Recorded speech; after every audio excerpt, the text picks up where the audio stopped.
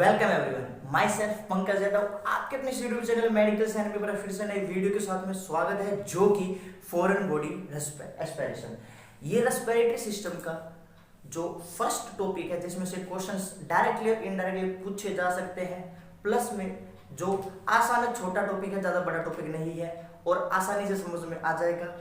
Paediatric के अंदर जो रेस्पिरेटरी सिस्टम के अंदर फॉरेन बॉडी एस्पिरेशन है, इसकी डिजीज कंडीशन, इसके अंदर कहाँ मेन मोस्ट कॉमन लोकेशन जहाँ पे फॉरेन बॉडी एस्पिरेट हो सकती है, रुक सकती है और ऑब्स्ट्रक्ट हो सकती है, all this type of sub topics discussion we will discuss in our today's class. I hope you just watch this video completely and you understand all this complete topic. So चलिए शुरू करते हैं बिना किसी देरी के। That is foreign body aspiration. Foreign body aspiration नाम से पता चल रहा है, जब कोई foreign particle foreign body aspiration हो जाता है, यानी कि देखो एस्पिरेशन का मतलब सीधा रेस्पिरेटरी सिस्टम के अंदर जो ऑब्स्ट्रक्शन हो जाती है या फिर एस्पिरेट कर लेता है, जो चीज अंदर इसोफेगस के अंदर जाने वाली होती है उसके अंदर से ना जाके और ट्रैकिया के अंदर चली जाती है, प्लस में किसके अंदर रेस्पिरेटरी सिस्टम के अंदर चली जाती है। That condition is known as aspiration. Aspiration vomiting का हो सकता है, एस्पिरेशन फॉरेन बॉडी पार्टिकल का हो सकता है, एस्पिरेशन किसी भी चीज का हो सकता है जो कि उसके अंदर जा सकती है रेस्पिरेटरी सिस्टम के अंदर।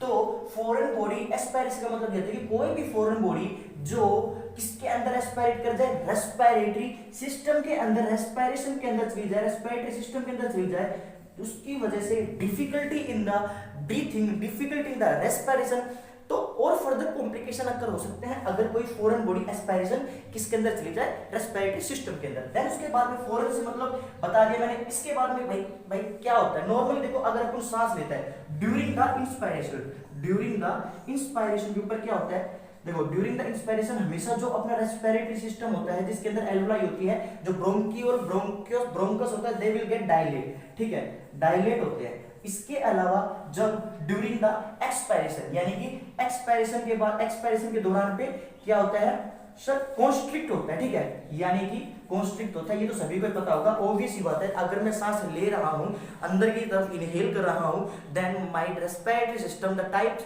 द सब टाइप्स और प्लस में उसके अंदर जो पाए जाने वाले parts of the respiratory system, they will get dilated, and if I am just exhaling और breathing out, my bronchus, alveoli, all they will get constricted, यानी कि वो चिपक जाते हैं, सुगड़ जाते हैं, श्रिंक होते हैं, ठीक है। जो ये प्रोसेस होता है ब्रीथिंग का, जिसके अंदर ये दोनों चीजें होती रहती है कंटिन्यूअसली। अच्छा, अब ये जो फॉरेन बॉडी एस्पिरेशन है ये कब होता है, यानी कि कैसे कैसे होता है और कब कब हो सकता है, किसके अंदर ज्यादा चांसेस होते हैं, जो बच्चे, जो child between, it occur between the, किसके अंदर होता है मेनली बिटवीन 6 मंथ से लेके 3 इयर्स तक, ठीक है, और सेकंड ऑप्शन में 1 से 4 इयर्स तक, ठीक है। तो जो बच्चे 6 महीने से लेकर 3 साल तक होते हैं ना, उसके अंदर मैक्सिमम चांसेस होता है इसका। क्यों इसके अंदर होता है, क्योंकि सभी को पता है हैंड माउथ कोऑर्डिनेशन होता है, यानी कि जो बच्चा कोई भी चीज देखेगा डायरेक्ट उसको मुंह के अंदर लेने की कोशिश करता है। आपने देखा होगा जनरल लाइफ के अंदर भी ऑब्वियसली हैंड माउथ कोऑर्डिनेशन की वजह से होता है, ठीक है, हैंड माउथ कोऑर्डिनेशन की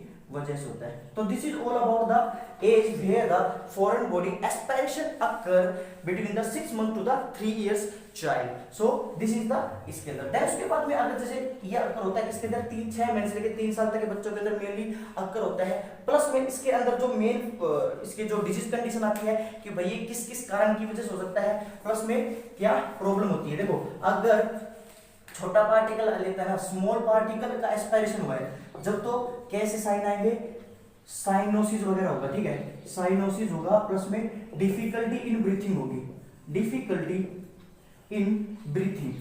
और अगर बड़ा है, यानी कि लार्ज पार्टिकल है, कोई भी लार्ज पार्टिकल है, तो उस टाइम पे क्या होगा, लार्ज पार्टिकल के टाइम पे क्या होगा सर, इमीडिएट एस्फेक्सिया हो जाएगा, यानी कि अगर कोई बड़ा इमीडिएट एस्फाइक्सिया हो जाएगा, यानी कि सांस लेने के अंदर एकदम डिफिकल्ट हो जाएगी, सांस बिल्कुल भी नहीं ले पाएगा, एकदम रास्ता बंद हो जाएगा। ऑब्वियस ही बात है, छोटा रास्ता बड़ा रास्ता, उसके अंदर छोटा पार्टिकल है अगर फंस रहा है तो उसके अंदर थोड़े टाइम के बाद में जाके सीवियर कंडीशन आएगी। और अगर कोई एक साथ में बड़ा पार्टिकल आके फंस जाता है रेस्पिरेटरी के अंदर, ब्रोंकस के अंदर या फिर रेस्पिरेटरी सिस्टम के अंदर, तो उस टाइम पे इमीडिएट साइन ऑफ एस्फेक्सिया आ जाएगा, पता चलेगा कि भाई ठीक है ये बहुत बड़ी है और सांस नहीं ले पा रहा है, डिफिकल्ट होगी। तो this is all about the इसके अंदर। अब इसके बाद में भाई कितनी तरह के होते हैं, किस किस के ऊपर डिपेंड करता है, तो सबसे पहले डिपेंड करता है जो फर्स्ट चीज आती है दैट इज कि sir it depend upon the, ठीक है, जो ये साइन सिम्टम्स होता है, sign symptoms depend upon the किसके ऊपर, देखो फर्स्ट होती है कंपोजिशन, यानी कि कंपोजिशन ऑफ द पार्टिकल,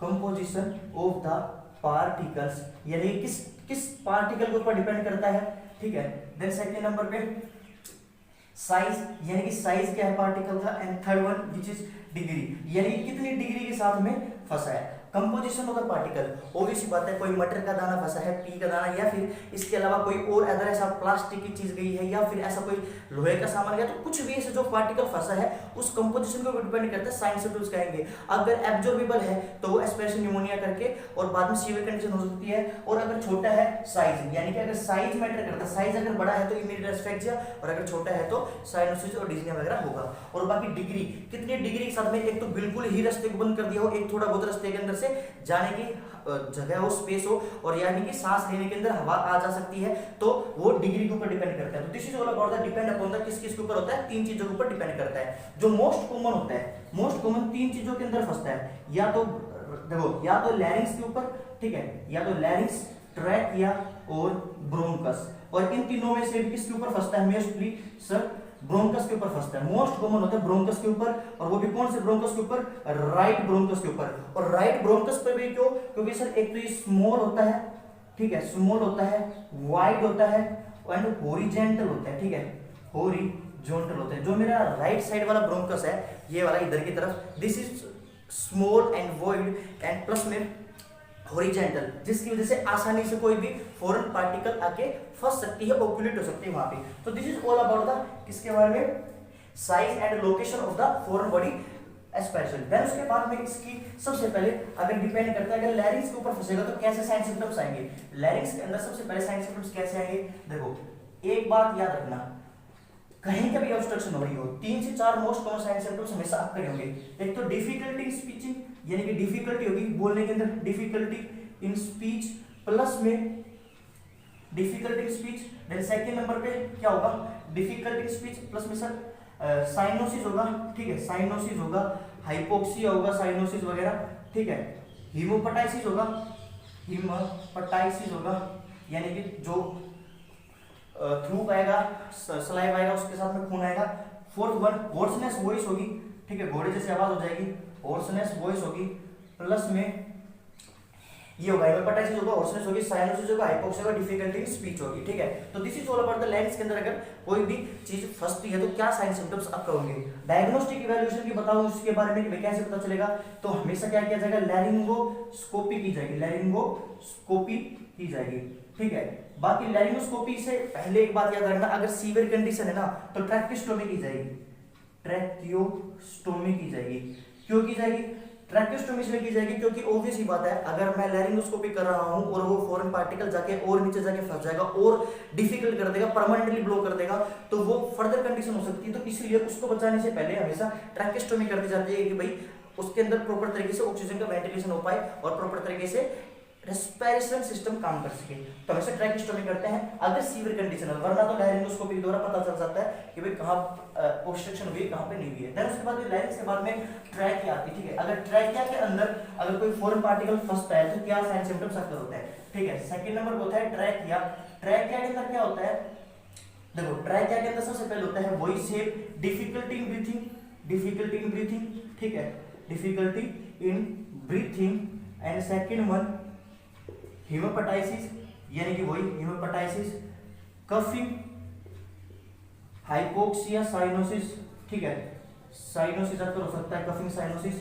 और बाकी चौथे नंबर पर होता है that is audible slap, audible slap, palpable third, ठीक है, पाल्पेबल थर्ड, ठीक है। ये दोनों चीज मोस्ट जो इसके साइन होती है, जो इसके अंदर पाई जाती है, ट्रैकिया के अंदर फंसेगा तो ऑडिबल स्लैप यानी कि थप्पड़ मारने जैसे आवाज आएगी, और पाल्पेबल थर्ड यानी कोई चीज ऊपर जा रही फिर सब अचानक से नीचे गिरी है, फिर ऊपर जा रही फिर नीचे गिरी है, तो वो थर्ड जैसी आवाज आने लग जाएगी। प्लस में यूनिवर्सल साइन होता है किसी भी चीज का, चोकिंग का, साइनोसिस, और देखो कोई चीज फंस जाती है उसके अंदर चोकिंग, साइनोसिस और कफिंग, यानी कि कफिंग, साइनोसिस और चोकिंग, ये 3 यूनिवर्सल साइन होते हैं कोई भी ऑब्स्ट्रक्शन के। तो ये चीज हमेशा याद रखना। बाकी इसको 3C साइन कहते हैं, ठीक है, 3C साइन कहते हैं। देन उसके बाद में ट्राई किया होगा, ट्राई किया के बाद में फर्स्ट है अपने पास में कहा ब्रोंकस के ऊपर, ठीक है। ब्रोंकस के अंदर कोई चीज फंसेगी तो क्या पता चलेगा। अच्छा, इसके अंदर डायग्नोस्टिक वेरिएशन के अंदर क्या किया जा सकता है, ट्रैकिया के अंदर ब्रोंकोस्कोपी या फिर एक्सरे किया जा सकता है, और बाकी इसके अंदर कोई नहीं होता। ब्रोंकोस्कोपी कर ली जाएगी, ब्रोंकोस को खोल के देख लिया जाएगा, यानी कि फिर उसके अंदर से डाल के जो कैथेटर होता है उसके अंदर से डाल के और देख लिया जाता है ब्रोंकोस्कोपी को, और ब्रोंकोस्कोपी कर ली जाती है उस प्रोसेस के द्वारा, प्लस में एक्सरे किया जा सकता है। अब जो अपना लास्ट है which is bronchus, third one which is bronchus. Bronchus के अंदर फंसेगी कोई चीज तो क्या आएगी, वही सेम आएंगे, हिमोपेटाइटिस जाएगा सबसे पहले, डिफिकल्टी बोलने के अंदर आएगी, प्लस में हिमोपेटाइक कफिंग वगैरह हो सकता है, साइनोसिस वगैरह हो सकता है, वो तो मेन साइन सिम्टम्स होते हैं। बाकी इसके अलावा सीवियर कंडीशन के अंदर, सीवियर कंडीशन के अंदर सबसे पहले क्या होगा, सीवियर कंडीशन के अंदर सबसे पहले जो होगा विच इज सर एटेलेक्टेसिस होगा, एटेलेक्टेसिस होगा, प्लस में सेकंड नंबर पे एम्फाइसीमा होगा, ठीक है।